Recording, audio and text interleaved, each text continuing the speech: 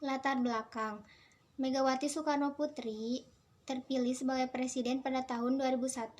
Ia menggantikan pemerintahan Abdurrahman Wahid yang menjabat mulai tahun 1999. Presiden Megawati Soekarnoputri menjadi presiden perempuan pertama di Indonesia. Presiden Megawati Soekarnoputri mengawali tugasnya sebagai Presiden kelima Republik Indonesia dengan membentuk Kabinet Gotong Royong. Kabinet ini memiliki 5 agenda utama, yakni membuktikan sikap tegas pemerintahan Presiden Megawati Soekarnoputri dalam menghapus KKN, menyusun langkah untuk menyelamatkan rakyat dari krisis yang berkepanjangan, meneruskan pembangunan politik, mempertahankan supremasi hukum, dan menciptakan situasi sosial kultural yang kondusif untuk memajukan kehidupan masyarakat sipil, menciptakan kesejahteraan dan rasa aman masyarakat dengan meningkatkan keamanan dan hak asasi manusia. Reformasi bidang hukum dan pemerintahan pada masa pemerintahan Presiden Megawati, MPR kembali melakukan amandemen terhadap Undang-Undang Dasar 1945. Pada tanggal 10 November 2001, amandemen tersebut meliputi penegasan Indonesia sebagai negara hukum dan kedaulatan berada di tangan rakyat. Salah satu perubahan penting terkait dengan pemilihan umum adalah perubahan tata cara pemilihan presiden dan wakil presiden yang dipilih langsung oleh rakyat dan mulai diterapkan pada pemilu tahun 2004. Dengan demikian rakyat akan berpartisipasi dalam pemilihan umum untuk memilih calon anggota legislatif, presiden dan kepala daerah secara terpisah. Hal lain yang dilakukan terkait dengan reformasi di bidang hukum dan pemerintahan adalah pembatasan wewenang MPR, kesejajaran kedudukan antara presiden dan DPR yang secara langsung menguatkan posisi DPR, kedudukan Dewan Perwakilan Daerah DPD, penetapan APBN yang diajukan oleh presiden, dan penegasan wewenang BPK. Salah satu bagian penting amandemen yang dilakukan MPR terkait upaya pemberantasan KKN adalah penegasan kekuasaan kehakiman sebagai kekuasaan independen untuk menyelenggarakan peradilan yang adil dan bersih guna menegakkan hukum dan keadilan yang dilakukan oleh Mahkamah Agung. Amandemen ini memberikan kekuatan bagi penegak hukum untuk menembus birokrasi yang selama ini disalahgunakan untuk mencegah penyelidikan terhadap tersangka kejahatan, terlebih jika sebuah kasus menimpa pejabat pemerintah yang tengah berkuasa. Upaya lain untuk melanjutkan cita-cita reformasi di bidang hukum adalah pencanangan pembentukan Mahkamah Konstitusi selambat-lambatnya tanggal 17 Agustus 2003. Saya kebagian di reformasi bidang ekonomi, terjadinya turunnya garis kemiskinan ya. Dalam bidang ekonomi, Megawati lebih berfokus pada perbaikan sektor perbankan dan ekonomi masyarakat. Tujuannya agar menyelamatkan perekonomian dan inflasi yang semakin memuncak. Hasilnya ekonomi Indonesia stabil dan pertumbuhan ekonomi di masa pemerintahan juga naik. Hingga 5% kenaikannya. Selain upaya perbaikan sektor ekonomi, MPR berhasil mengeluarkan keputusan yang menjadi pedoman bagi pelaksanaan pembangunan ekonomi, yaitu pada MPR RI nomor 4 MPR tahun 1999 tentang garis-garis besar haluan negara. Tahun 1999 sampai 2004.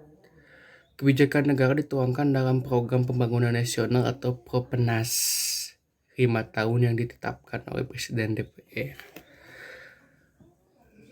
Sekarang ke persoalan ekonomi pada reformasi ekonomi Megawati. Krisis ekonomi yang melanda Indonesia sejak tahun 1998 belum dapat dilalui oleh dua presiden sebelum Megawati, sehingga pemerintahannya mewarisi berbagai persoalan ekonomi yang harus dituntaskan. Selain upaya pemerintah untuk memperbaiki sektor ekonomi, MPR berhasil mengeluarkan keputusan yang menjadi pedoman bagi pelaksanaan pembangunan ekonomi di masa reformasi itu. Pemerintahan Megawati mencatat beberapa pencapaian di bidang ekonomi. Salah satu indikator keberhasilan pemerintahan Presiden Megawati adalah rendahnya tingkat inflasi dan stabilnya cadangan devisa negara. Nilai tukar rupiah relatif membaik dan berdampak pada stabilnya harga-harga barang. Namun, berbagai pencapaian di bidang ekonomi pemerintahan Presiden Megawati mulai menunjukkan penurunan pada paruh kedua pemerintahannya pada pertengahan tahun 2002 sampai 2003. Nilai tukar rupiah yang sempat menguat hingga 8.500 per dolarnya. Nah, kebijakan ini pemerintahan menaikkan harga bahan bakar minyak dan tarif listrik serta pajak pendapatan menurunkan popularitas pemerintah. Masalah disintegrasi dan kedaulatan wilayah Indonesia merupakan salah satu pekerjaan Presiden Megawati. Tidak meratanya pembangunan dan tidak adilnya pembagian hasil sumber daya alam antara pemerintah pusat dan daerah menjadi masalah yang berujung pada keinginan untuk melepaskan diri dari Negara Kesatuan Republik Indonesia. Indonesia, terutama beberapa provinsi yang kaya akan sumber daya alam tetapi hanya mendapat sedikit dari sumber daya mereka. Upaya Presiden Megawati untuk menjaga keutuhan wilayah NKRI juga sangat diuji. Pemerintah berusaha untuk menyelesaikan sengketa status Pulau Sipadan dan Ligitan dengan pemerintah Malaysia. Sengketa status kedua pulau tersebut tidak dapat diselesaikan melalui perundingan bilateral antara pemerintah Indonesia dan Malaysia. Kedua negara sepakat untuk membawa kasus ini ke Mahkamah Internasional di Den Haag. Pemerintah Indonesia sejak tahun 1997 telah memperjuangkan pengakuan internasional bahwa kedua pulau tersebut merupakan bagian dari wilayah Republik Indonesia. Namun Mahkamah Internasional pada akhirnya memutuskan bahwa kedua pulau tersebut merupakan bagian dari Malaysia. Dari 17 hakim yang terlibat dalam proses keputusan Mahkamah Internasional, satu-satunya hakim yang memberi keputusan bahwa kedua pulau tersebut merupakan bagian dari Indonesia adalah Hakim ad hoc Thomas Frank yang ditunjukkan oleh Indonesia. Terlepas Pulau Sipadan yang memiliki 10,4 hektar dan Pulau Ligitan yang memiliki luas 7,9 hektar merupakan pukulan bagi diplomasi luar negeri Indonesia setelah terlepasnya Timor Timur. Ini menunjukkan lemahnya diplomasi. Desentralisasi politik dan keuangan. Terkait hubungan pemerintah pusat dan daerah, pemerintahan Presiden Megawati berupaya untuk melanjutkan kebijakan otonomi daerah yang telah dirintis sejak tahun 1999. Seiring dengan dikeluarkannya Undang-Undang No. 2 tahun 1999 tentang perimbangan keuangan pusat daerah. Upaya ini merupakan proses reformasi tingkat dasar, terutama pada bidang politik, pengelolaan keuangan daerah, dan pemanfaatan sumber-sumber daya alam daerah untuk kepentingan masyarakat setempat. Upaya desentralisasi politik dan keuangan ini sejalan dengan struktur pemerintahan di masa mendatang, di mana masing-masing daerah akan diberi wewenang lebih besar untuk mengelola hasil-hasil sumber daya alam dan potensi ekonomi yang mereka miliki. Upaya pemberantasan KKN. Kendati berhasil melakukan berbagai pencapaian di bidang ekonomi politik, terutama dalam menghasilkan produk undang-undang mengenai pelaksanaan otonomi daerah. Pemerintahan Presiden Megawati belum berhasil melakukan penegakan hukum. Berbagai kasus KKN yang diharapkan dapat diselesaikan pada masa pemerintahannya menunjukkan masih belum maksimalnya upaya Presiden Megawati dalam penegakan hukum, terutama kasus-kasus KKN besar yang melibatkan pejabat negara.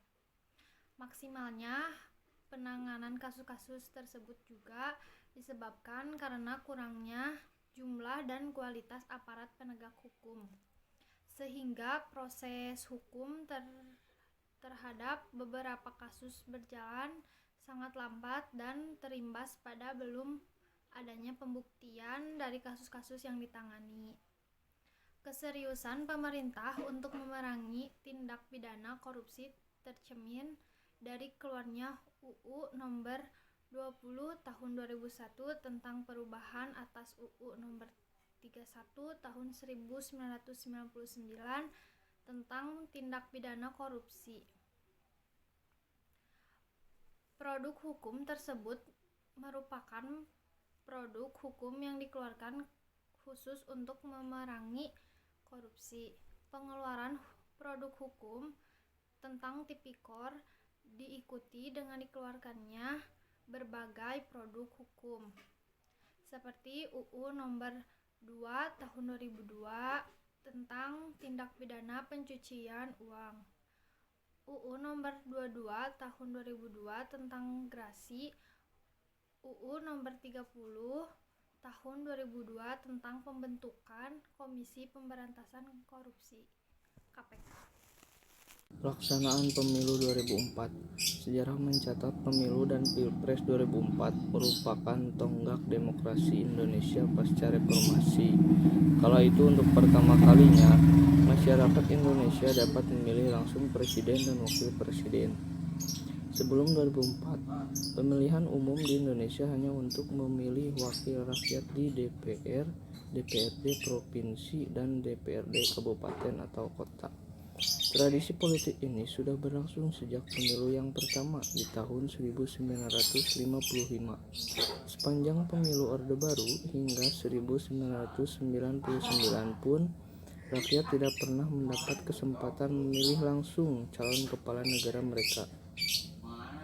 Dengan berpedoman kepada Undang-Undang Nomor 23 Tahun 2003 tentang Pemilihan Umum Presiden dan Wakil Presiden, Komisi Pemilihan Umum KPU berhasil menyelenggarakan Pilpres langsung pada pertengahan tahun 2004.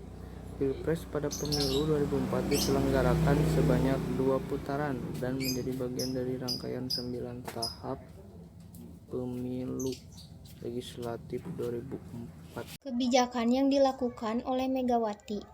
Kebijakan di bidang politik: 1. Memelihara dan memantapkan stabilitas nasional. 2. Menjaga keutuhan NKRI. 3. Membangun tatanan politik baru. 4. Usaha ini dilakukan dengan mengeluarkan undang-undang baru, yakni Undang-Undang Nomor 12 Tahun 2003 tentang Pemilu, Undang-Undang Nomor 22 Tahun 2003 tentang Pemilihan Presiden dan Wakil Presiden.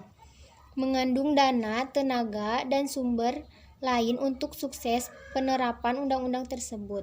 Segi yang lain, PNS dan TNI diharuskan netral dan politik. Melanjutkan amandemen Undang-Undang 1945, meluruskan otonomi daerah. Kebijakan pada bidang ekonomi: 1. Memutuskan hubungan kerja dengan IMF. 2. Melakukan restrukturisasi dan reformasi sektor keuangan dan melakukan pembangunan ketentuan perundang-undangan. 3. Meningkatkan pendapatan melalui pajak, cukai, dan kepabaanan.